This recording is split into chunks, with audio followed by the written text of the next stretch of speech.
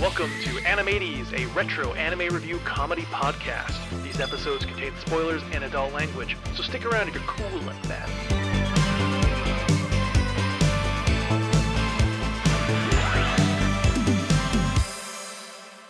Hello, Earthlings, and welcome back to your favorite weekly comedy anime review podcast. I'm your one host, Lindsay, joined today by, as always, Mackenzie. Hello, Mackenzie. Say hello to the people. I come in peace, because apparently we're alien themed today. Yes, we are doing something outer space themed this week. Ooh.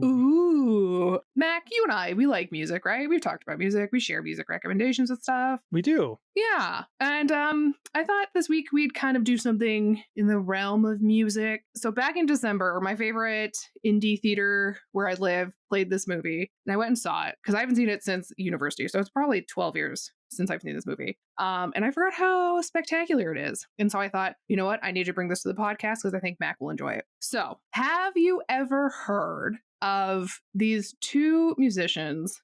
I'm probably going to slaughter their names, but it'll be fine. Thomas Bangalter and Guy Manuel de Omen Cristo. No. No, I have no fucking clue who these people are. I mean, I think you might, you probably have heard of their stage name though. Daft Punk? Oh, yes, I know Daft Punk. Are we watching the Daft Punk fucking movie? We are watching the Daft Punk fucking movie. Is that anime?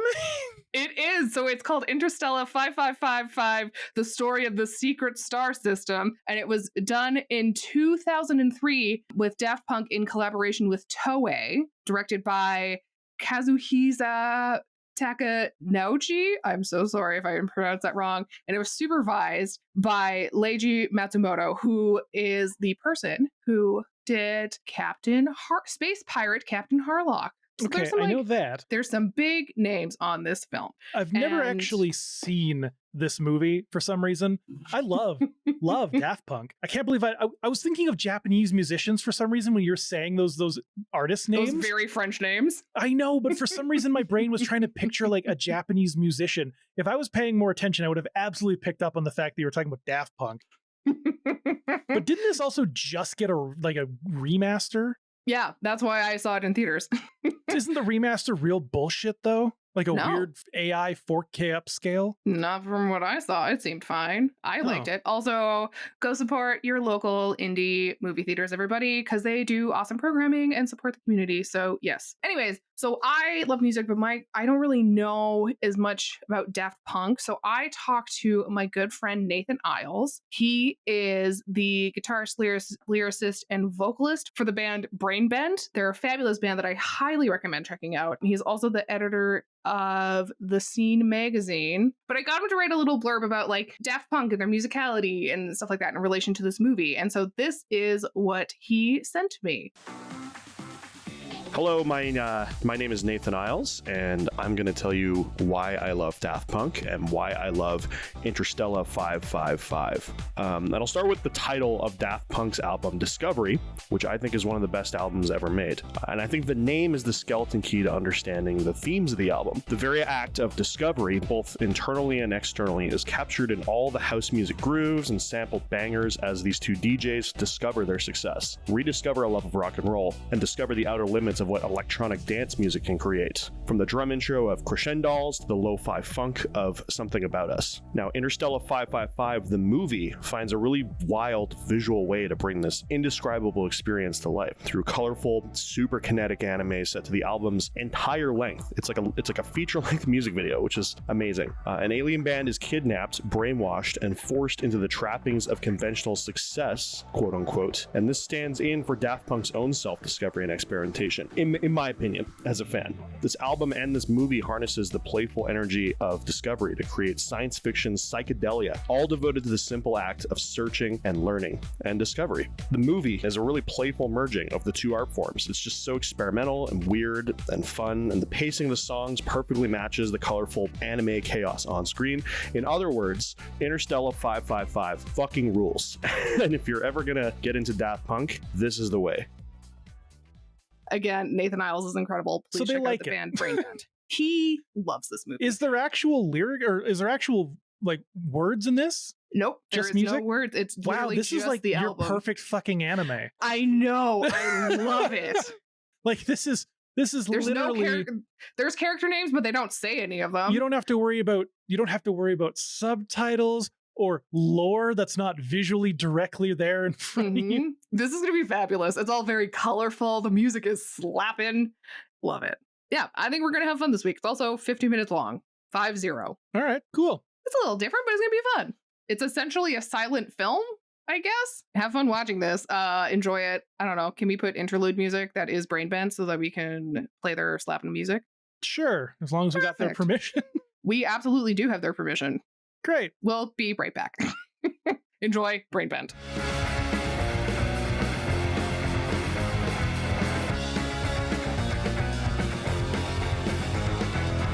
Welcome to your staff review, where you learn what we really think of you. Okay, and we are back from watching Interstella 5555. And Mac, I have to ask you, did you want to watch this one more time or was it too long? Ooh, that's pretty good. I like that. I like that. I will say though, too long is too long of a song. It was very long. Thankfully, it changes up a whole bunch, but Yeah. it's very long. Yeah. This is by far one of the most realistic yet unrealistic things we have ever watched. What?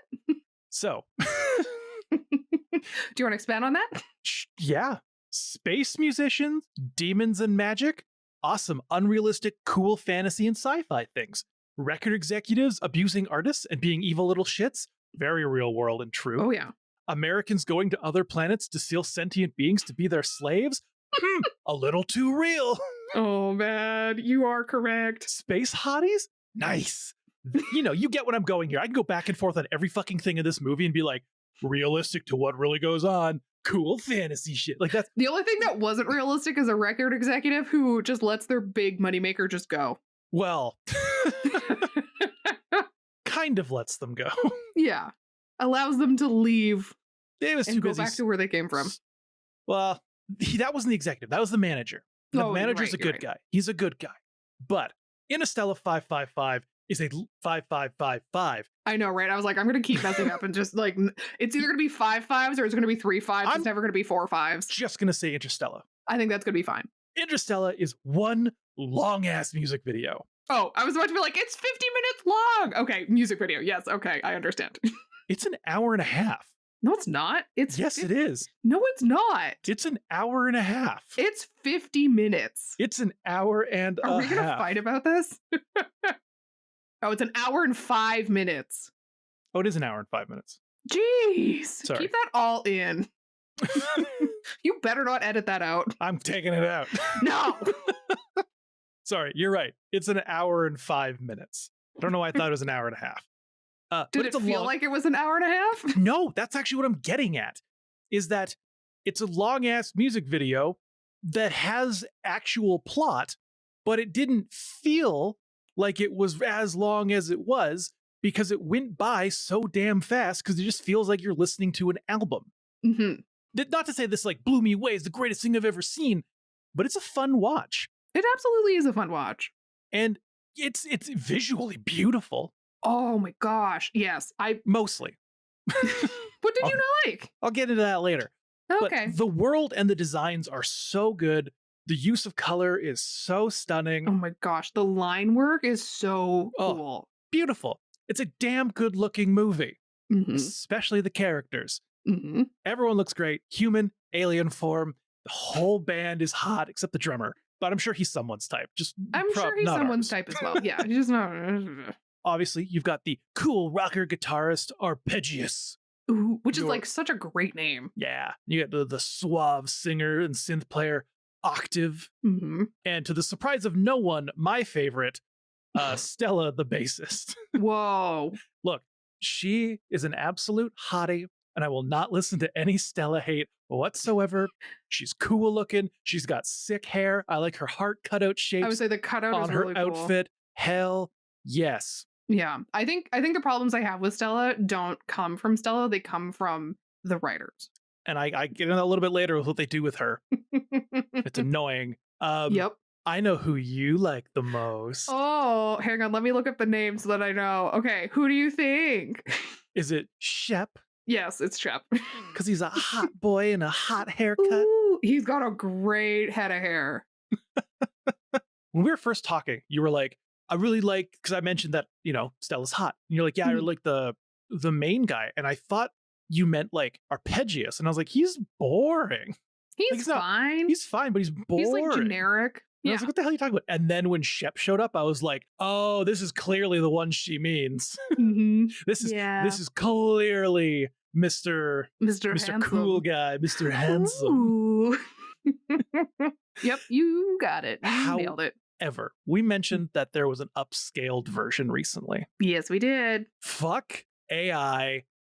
I got 10 minutes into that remaster and went happily back to the pixelated OG quality kind of versions. I watched like a 2K remaster version, which is like an in-between, way better. But you know what? Sure, the AI one isn't pixelated. But if you've ever used AI to upscale an image, which I've had to use because sometimes getting these VHS images, they're like 200 by 200 fucking pixels for something from the 70s. Mm-hmm. It always smooths shit out and it removes transparent gradients and all this other crap and it looks like absolute shit. And that's what's exactly going on in this fucking version. So fuck Daft Punk for going that route instead of a proper remaster. The fact they approved this bullshit is insane. Well, and it just seems so strange because I did go see this when it was airing. I like, because you sent me pictures and the one that I saw in theaters was not. When did you see bad it in at all. theaters? In December. Like this December? Yeah. They must have done a different version. They must have, because the one that I went and saw did not look like the ones that you sent me. Yeah, I sent you comparison pictures between the OG and this one, and it looks like absolute fucking horse shit. It's like it's atrocious what was in those. Yeah, all detail like goes away if it's not up close and very clear, and like lights that are normally like these beautiful lens flares and flashes are now solid colors just beaming in the background, and it's wonky as fuck. It looks like, and I also sent you this for reference, that Fresno, the Ecce Homo that was restored by that looks like absolute atrocious artist who just like completely fucked it up. That's what it looks like. And I was so fucking annoyed. And I was like, fuck that shit. Back to the 2K, which I said is like a nice in-between. You can find it on Internet Archive. It's not the OG quite as pixeled, but it's not the shite remaster. It's great. So allegedly, the film was originally animated digitally in standard definition, and says it was converted between NTSC and PAL encodings during the production process, and this created issues in frame rate and resolution. Yeah, so that's one of those images I showed you. Shows the differences. It crops it funny. It like gets rid of a bunch of this was like the details. original. This was the original 2000. Oh, okay. I know. Yeah, it's gone through all these versions, and the changing kept fucking up the quality. And it was also cropping it. So it was like they'd then use the previous version to do the next thing and the next thing. And it's like, guys, do proper, like fucking Vampire Hunter D Bloodlust just released that they're doing a remaster of the original 35 millimeter, rescanning, doing everything, and it looks beautiful. Well, allegedly the original masters are unrecoverable from Japan. So this has prevented a proper restoration. Fuck Toei for having bad storage.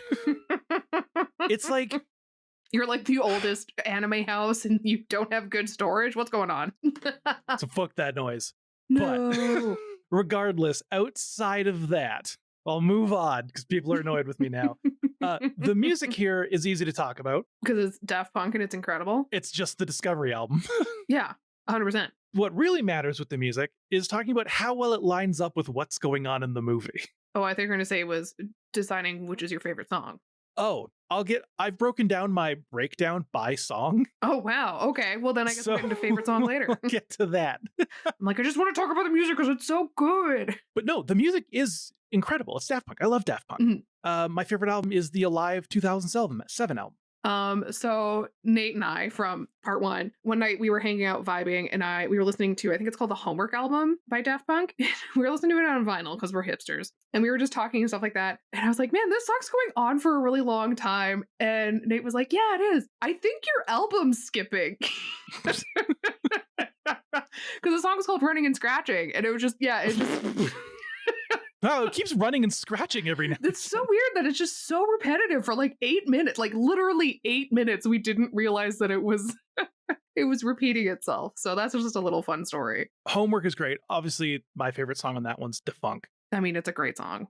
Da, da, na, na, na, na, na, na, na. Anyways, Yeah. the thing that matters here is how well does the music match up with the movie? And surprisingly, well, Yeah. not I mean, I guess perfect if at you're times. making, I guess if you're making a movie that is to complement an album, it probably should line up well. It'd be awkward if you're like, we made this movie to go directly with our album, and then nothing lines up, and it's all just like really clunky and weird. Yeah, You're like, it's what like, in the Dadaist movement is this? yeah, like it's obviously it's like, so if this wasn't meant to be a long ass music video and it was just a backing track to an anime at times, there would be moments where I would go, what the fuck does this have to do with the show? But given the context of what's going on, that does erase most of those feelings I'm having, because there are still moments where I'm like, this is, I don't know, it doesn't feel like the right vibe quite per se, but like I get it. Mhm. If there was no other choice from the album, this is the right song for that moment. But it overall, it's great. It's Daft Punk. You can never go wrong with Daft Punk. It would have been really cool if they kept with this trend of creating these really long anime videos for all of their album. Mhm. That would have been so much fun. I'm just looking at the homework album, and just seeing some of the song title names and just being Oh, like, man. I know exactly what they could have done with some of this. So that would have been really cool to see. Yeah, I But- agree. I don't have a good pun for this because I couldn't think of one. We're just going to jump into song one, which is the beginning, Oh, which is man. One More Time. Woo! Which- Okay. We start with the band playing to a globally broadcasted audience that like everyone is lost in the Daft Punk sauce. Like Mhm. just fucking vibing. It doesn't matter what age, doesn't matter what gender, it doesn't matter. Like everybody's Nope, just having a good grooving. time. they're vibing. I am at this point already conflicted when I started watching this. Oh no. Because the singer's voice matches to the animation and the song, but the guitars, the drums, the keyboards, the bass, nothing else fucking matches up. Like the drummer is just like 1, 2, 3, 4, 1, 2, 3, 4 on the cymbal and the snare, but the beat's not even clucking close. And you know how much I hate when the music doesn't match up. And it would be different if this was a backing track, but the vocalist is singing the fucking song. It's literally the point of this entire movie is So to focus on the music. that irked the shit out of me. However, I'm conflicted though, because it looks so fucking good. It's just the stage, the lights, the band, the world. It's so good. But then I'm conflicted again because the fucking animation is a mix at this point. And this happens on and off throughout this of like beautiful, fluid, stunning animation and like PowerPoint slideshow, just moving the thing through the frame. And it felt lazy half the time. So, which sucks, but at least it looks good doing it. The whole series, I will say, does not do this, all right? Sometimes it looks amazing. It's just there's some moments where you can clearly tell they were like, we just went really hard on this last scene. Can we just slide the character through this next one with some lights? We're so tired. Yeah. So that was kind of annoying. But overall, this entire intro scene is just them playing One More Time on stage. People are so enamored by this that even the planet's defense forces have just completely stopped giving a shit about any possible alien threat to the planet. Like they've cranked the music so loud that any sort of alarm is just not gonna catch their attention. No, and they're just like staring at the screen watching like, I don't have a job. I'm not protecting Yeah. the world. I'm just vibing, baby. Just vibes, baby. But of course, there's a fucking spaceship in orbit that's sending down these no. like soldiers. And that's when we come into Aerodynamic. Woo. Great song. Oh my gosh, so good. And Alien Space Force has landed, of course, and they're gassing everybody and knocking them out. And they like go and gas the band and start capturing all of the members, except for the guitarist Arpeggius, who escapes and he's running away, but he's still carrying his fucking guitar. I know, I was like, you can drop it, boy. It's okay. You are going to run so much faster than a guitar flying around your body as you're running. Like, I don't know about you, but if I'm being chased, I'm not going to drop things slow. I'm not going to keep things slowing me down. Man, it just makes me think of like running with a backpack. Yeah. Or You're even just a worse, damn running with like a fool. messenger bag and it's just like, Yep. just fucking smacking you everywhere. But he ends up getting hit by like a sniper knockout gas arrow and like Oh yeah, it's everyone's like a weird, yeah. gumball thing. Yeah, and everyone gets taken into space. And you're like, oh shit, that's not good.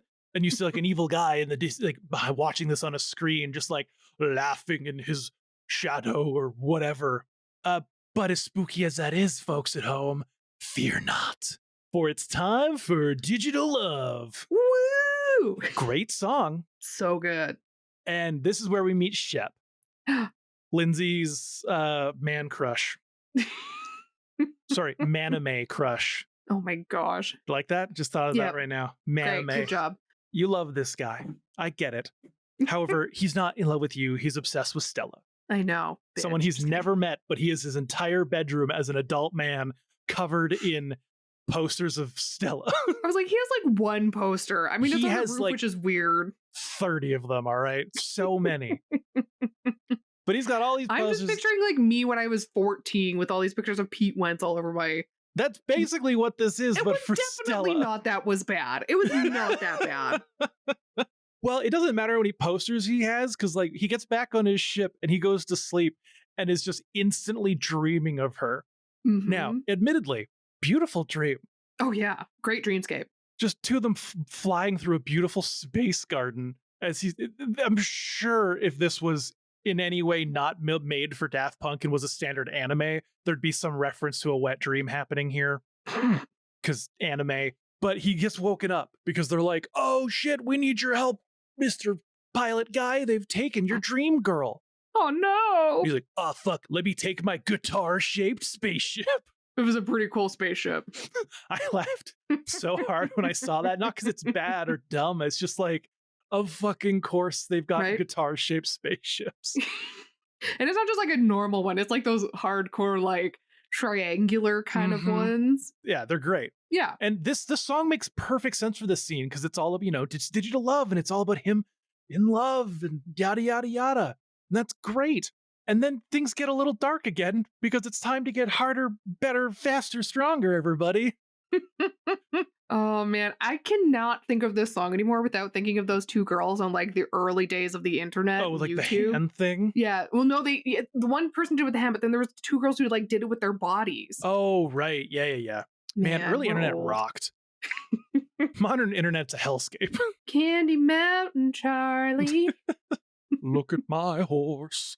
Actually, fun fact, the creator remade that, except it was Elon and Trump. Gross. It was great. No, in a mocking way. I know, but I'm still like, bleh. But yeah, harder, better, faster, stronger. I wouldn't say better, but they're definitely making them, in their eyes, harder, better, faster, stronger. Because this whole scene set to this song is literally all about brainwashing this band to think that they're American musicians. And like assimilating them to just Mhm. like completely forget their own culture and heritage. And Yep. And and Yep. also they can't be blue. We've already got the Blue Man Group. We can't have another yeah, we blue can't, band. can't have another blue musician. But they're literally painting their skin. They're like shooting dye on their bodies that's like absorbing into their skin. But they do give us a Stella ass shot. Yeah. And girl's got some cake. She's thick. She got a dumpy. I was like, damn, girl. Cause she's thin, but they gave her a dumpy. Mm-hmm. That's like the only fan service in this is everyone in their underwear getting their minds wiped with one ass shot. Yep. Which I appreciate. Yeah.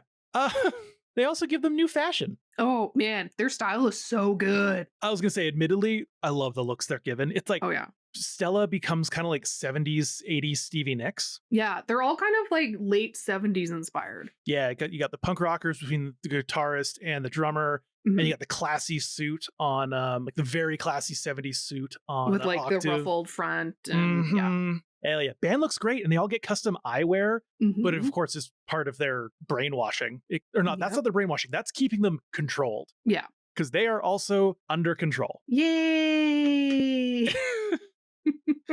Pilot artists have their own identities. Now, this next song is also very fitting because it's Mhm. crescendos, which Oh, is I called also it Crescent Dolls. like, think of it like crescendo, I know. Now that you say it out loud, I'm like, that makes sense. crescent dolls. Yeah, that's what I thought it was. Ah, yes, this is my band based off my mother's old baking. Listen. I loved Isn't crescent rolls as a child. Wait, how did you say it? Crescendos, Oh, yeah, that makes sense. like crescendo. Yeah, I know. I understand like crescendo. Listen. Well, it makes sense because that's the name of the band. Yeah. Also, this is my favorite song. Oh, interesting. It's a good Yeah. song. I mean, I have two. This is one of them. It just has good energy. No, it's got great energy. It makes sense for what they're doing because the band is like flown out into the real world, and this like evil guy who he learns name is Dr. or Mr. Blackwood. Darkwood or something. Yeah. Darkwood, that's what it is, Darkwood. And like he's got all the money in the world, so he's just like, I will make them famous with money. Mhm. And like they get them a manager, they get them recorded, they get the music videoed, they market them to high heaven, they tour around the world, and that shit works. They're now the biggest band in the world. Literally, it shows like them moving up the charts until they're number one, as like their evil creator just like watches in the background with his stupid fucking hair. Cash and checks. I hate that guy so much. Oh yeah. I mean, you're supposed to. He's the villain. Yeah. And then we move into Night Vision. Ooh. And the band is sad as shit. They have no emotions because they're just dolls. And the music, which is super somber in this song, is matching the vibe because they're all struggling with like who they are. And they're not allowed to. Disassociating. Yeah, they're like struggling. And like Mr. Darkwood is just like so happy that they're just unhappy and he won't let them leave their apartments. He just commands them to be obedient and they snap right back. But even they're like signing autographs and they look like they've just finished reading like the saddest book they've ever read. And I'm just like, got to the end of Marley and Me. yeah. And you'd think that the fans would notice this because they're literally at a signing and they're just like dead faced signing. And the kid holds out his hand to shake their hand. And Darkwood literally has to like whisper in her ear, shake his hand. And she like emptily shakes his hand, no smiles. And I'm like, in this world, if you were like that with fans, that would be on the internet so fast. This person's a dick. I told them I've spent thousands of dollars seeing them live all around the world, and they just looked at me and went, next. I mean, that does happen. True, but those people get called out pretty quick. But yeah, they're not happy. But of course they're not. But it's okay because Why? it's time for superheroes. Yes. Or specifically, a superhero, because there's only one. But the song's title is Superheroes, so let me have my pun. Well, look up in the air. Yeah, exactly. Literally, Shep, who's been living on the streets, apparently, I guess he's instead of inside his broken spaceship. I don't know, but it's finally his chance to make his move, and he like skydives down from out of nowhere and lands without a parachute and breaks 3 of the members free of their mind control. But he isn't able to help Stella because Darkwood's like, nah, bitch, she's mine. Gets in the way. Okay, cool. Yeah. Sure, makes sense. We're cutting right to it. We don't have them as slaves for like a super long time. I like that. Yeah, we move through the plot very quickly. Yeah. Then we get a chase scene with shootouts because of course they do. Yep. And Shep gets shot in the shoulder, but they escape because the baddies get hit by a semi-truck. And I have to say, if I had a nickel for every show we've watched this month that involved a semi-truck hitting a car, Just this month, though. I'd have 2 nickels, which isn't much, but it's weird. It's happened twice. What is that from? Kirara, last week. No, the line. Oh, it's in everything. There's I just know, different but- variations. Oh, it's Legends of Advantris or whatever. Raccoon character says it about a pervert. If I have a nickel for every time I've seen a Oh, Bitsy! So weird. Anyways, Freaking love Bitsy. so good. So they escape, yada, yada, yada. They're struggling to get by, but not Stella, because she's living the fucking high life. Girl Fashion is going shows to and parties, yeah, fashion shows, events, all again, while fucking Darkwood is just sitting there like, puts the dress on, Stella. And what's even grosser is she's looking skinnier and more unhappy. Like he makes her put on this dress and she's literally like a fucking pencil now. Her waist is like the size of her neck, like a 1950s illustration. Yeah, it's gross. I don't like that. That's one of my issues with the writing of her character is they've taken away all of her agency and now they've just completely, they're like, we're going to control even your body. We're going to do all this stuff. And I'm like, it's so gross. I get that it's for the story, but it's so gross. It's like, also, that's just what happens in this industry. Again, remember my comment, the very first comment? It's a little too realistic. And that's that. No. But of course, she goes to an awards show for their album, and it's the Crescendos up against Daft Punk. I was like, we got a Daft Punk cameo. I do love the Daft Punk cameo, which is, it's very good. I love Daft Punk. It's a fun little Easter egg. Yeah. If I had the money, I would buy a fully functioning helmet. Those They're are so expensive. Oh, yeah. There's a guy that makes them for like $12K. Oof. Yeah, they're a lot. That's way too much. But his are like full on like chrome and gold plated. They're like, probably like the quality is full probably off. app controlled LED. Like it's crazy. But they win the award because, of course, they do. They have to win the award. That's the plot. Mm-hmm. And the Darkwood is so obsessed with this gold record that he lets her sneak away after the drummer in the crowd breaks her mind control with this little gun thing. And so they sneak away. And then we get to a part that annoys me. We head into the song Something About Us, which is kind of like, well, kind of a love song. Mm-hmm. You know, we got those lovey vibes happening in it. And it annoys me so much because Shep is hit in the shoulder, only just the shoulder. Mhm. But he's not doing well. He's dying, baby. But I mean, he, we don't know alien anatomy, babe. I don't know why I True. keep calling you babe. Maybe it's because of Valentine's Day.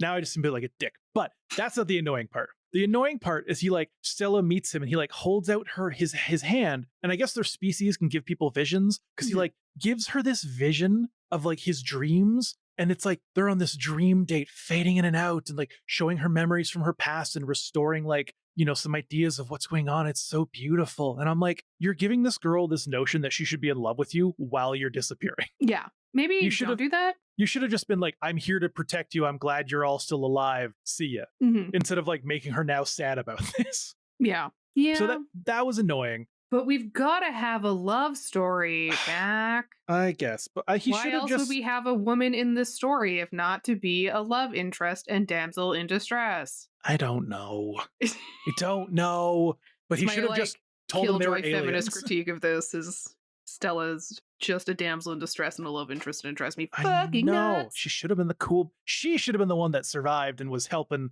do all the cool stuff with Shep. I know. I'm like, here's how we do this. All guys in the band. Stella replaces Shep, and then she's the badass that comes in and saves them all. Honestly, yeah. And not even Yeah. just like from a feminist standpoint, just from like a cool story standpoint. I would have Yeah. liked that. I would have loved that. But yeah, he lets them know, hey, you guys are aliens and all this stuff is taken from you. They don't have quite their memories back yet, but like 'Cause enough. it's on a hard drive. It's on a floppy disk. Yeah.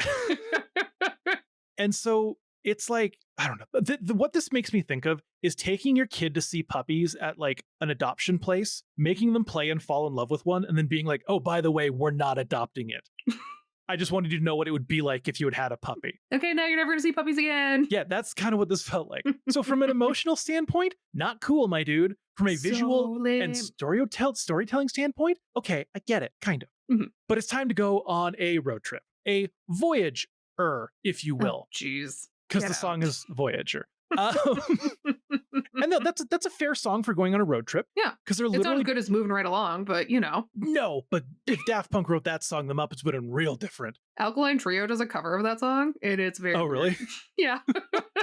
That's fun. Yeah. Yeah, they drive across the country until they find a beautiful tree on a lonely hill. Ooh. And what they could it bury be? Shep as his soul is quite literally and visually returned to the universe. It's actually a really nice scene. Mm-hmm. It is really like pretty. it shows that their species continues on in the aether because even like his soul like appears as a ghost and is like, see ya guys. Thanks for burying me. And so that's kind of cool. I like when that's an aspect of like alien culture is when it's like, no, we actually have an afterlife. Yeah, we have some sort of like care and compassion for those of ours who have passed on. Yeah, which is nice. You know, I'm of the assumption we probably just go in the dirt, but it would be nice if we didn't.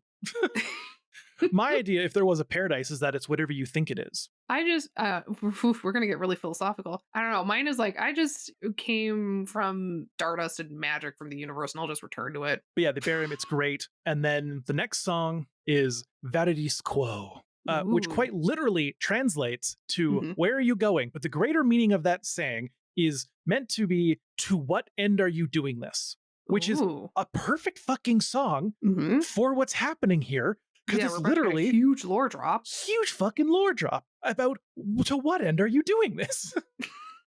And this lore drop, because I've never seen this before, ever, was fucking bonkers.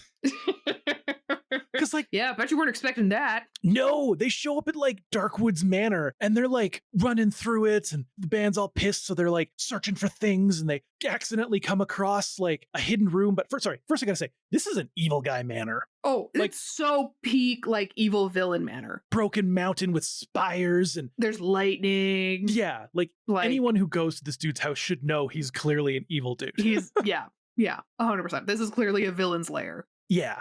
And so, yeah, very evil guy house, but they're running through it. They find a secret door and they learn Darkwood's secret. And this, like I said, blew my fucking mind for where I did not see this going. Turns out Darkwood is hundreds of years old. Mhm. He's immortal. he's playing with like dark magic, and he's appeasing some evil entity that came here from like an asteroid or something by scouring the universe for musicians, turning them into humans, and making them into stars. It makes it very clear he is responsible for Beethoven, Aretha Franklin, Queen, and literally 5,554 other artists. I'm glad you clocked some of those because I was like, I don't know who. I clocked Aretha Franklin and Mozart, Beethoven. Oh. Beethoven, yeah. I think it's Beethoven. I think it was too. Yeah, they had Brian May from Queen. Oh, I need to go back and watch that now.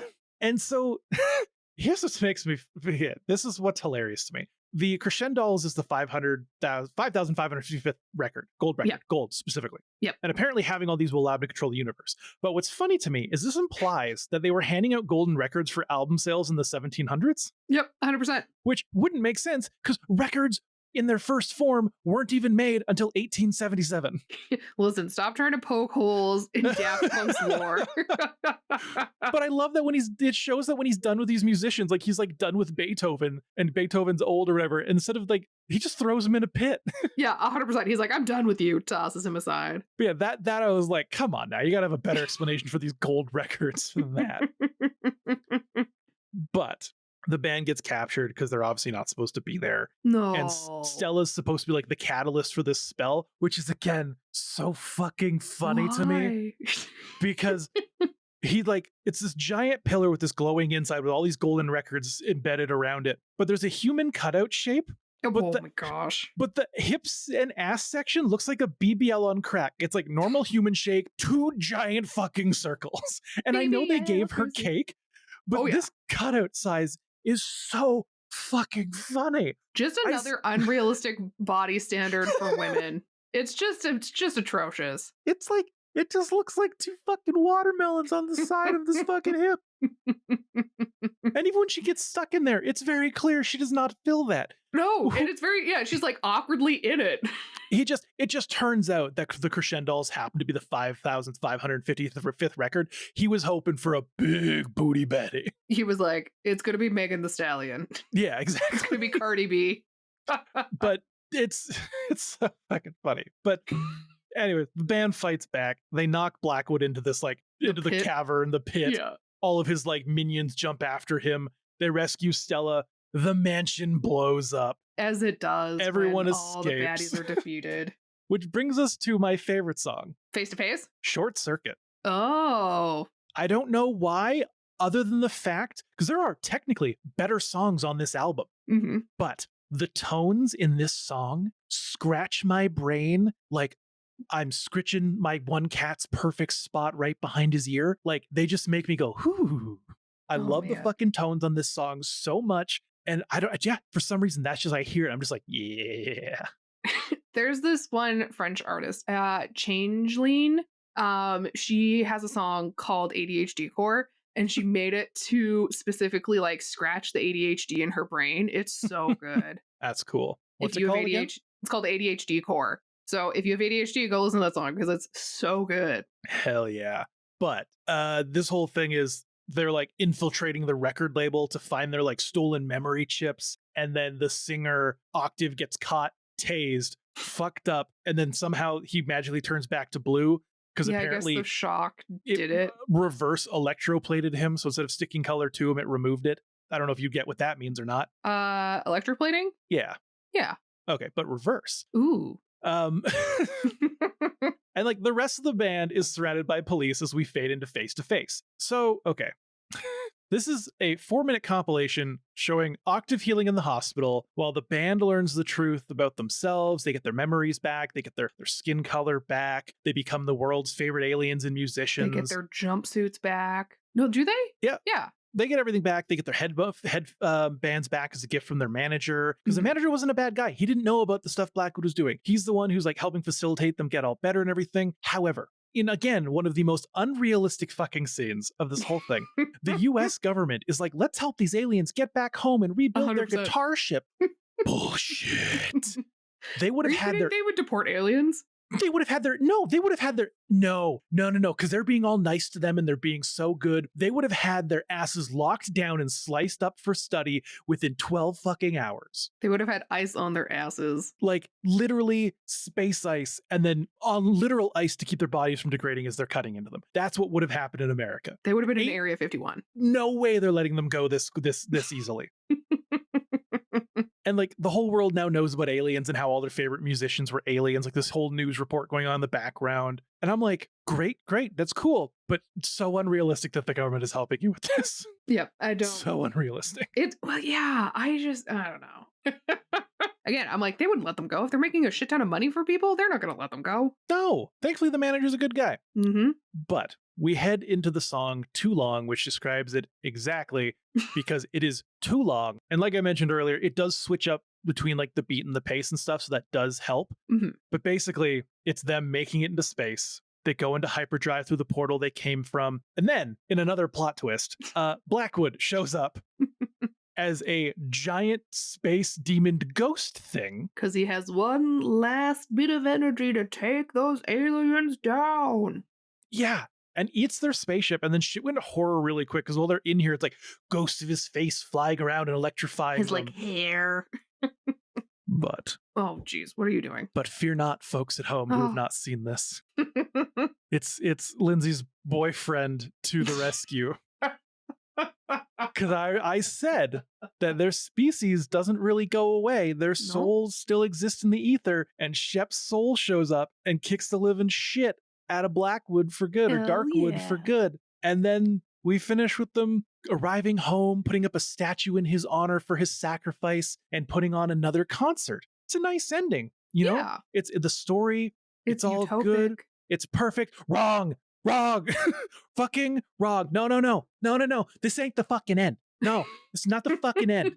In what turns out to be another fucking plot twist and the absolute fucking worst choice they could have made in this whole fucking thing. Yeah. Is this whole goddamn thing was a dream a child was having because they fell asleep listening to a Daft Punk record while playing with toys that looked like these characters. Mm-hmm. It's all a fucking dream trope.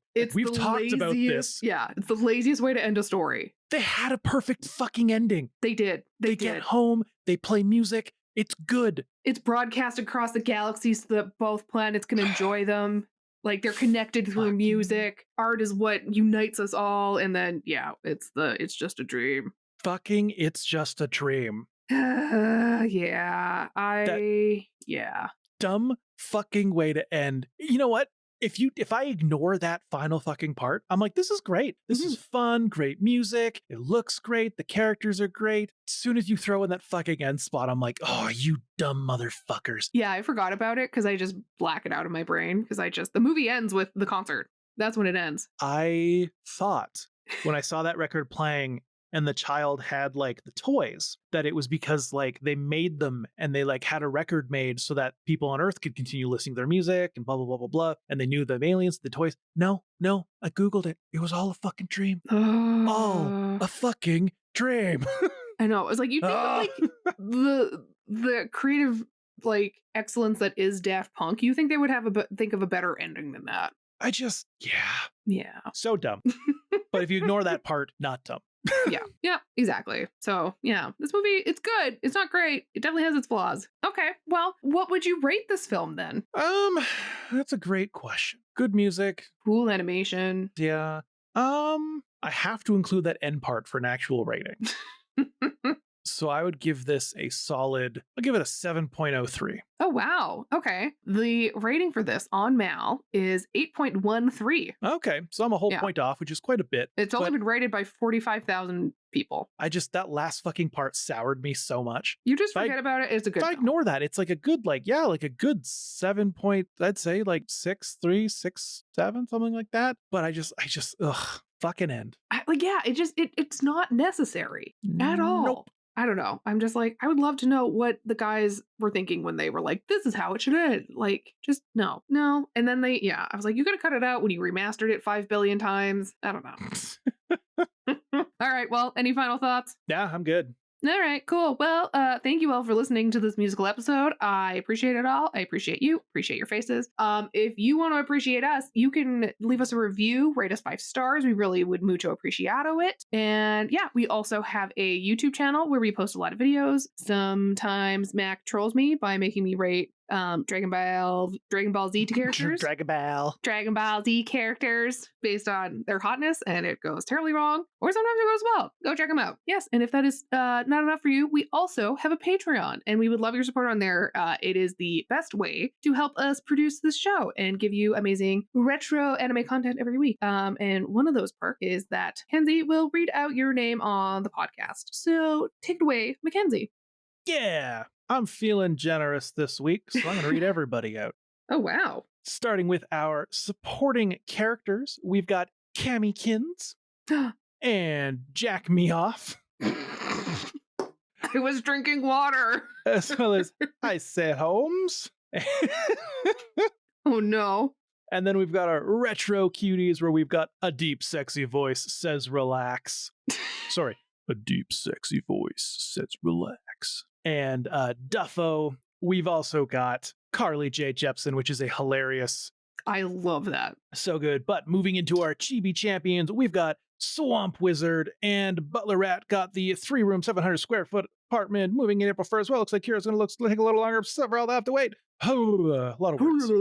So thank you all so much for the love and the support. We greatly appreciate it. You can get over to patreon.com/animates to support the show and get ad-free videos, episodes, extra content, and all that good jazz, plus access to our Discord What? to chat with us and the fans. Oh my gosh. It's great. We're going to a fabulous little community over there. So come check it out. All right. Well, thank you all for listening. And I guess we will see you next Tuesday. Ciao, ciao. Bye-bye. Harder, better, faster, stronger. I just want a Kermit the Frog remix. Jeez. Oh, man. Goes into the Green Everybody album. Face to face. Anyways, bye. That was so dumb. And once again, I would like to give a big thank you to my friend Nathan Isles for writing that little blurb at the beginning about Daft Punk. You can check him out with his band Brain Bent on Spotify. You can also follow them on Instagram. I don't know. They have YouTube. They have lots of cool stuff. They have incredible music. Please check them out and send them some love.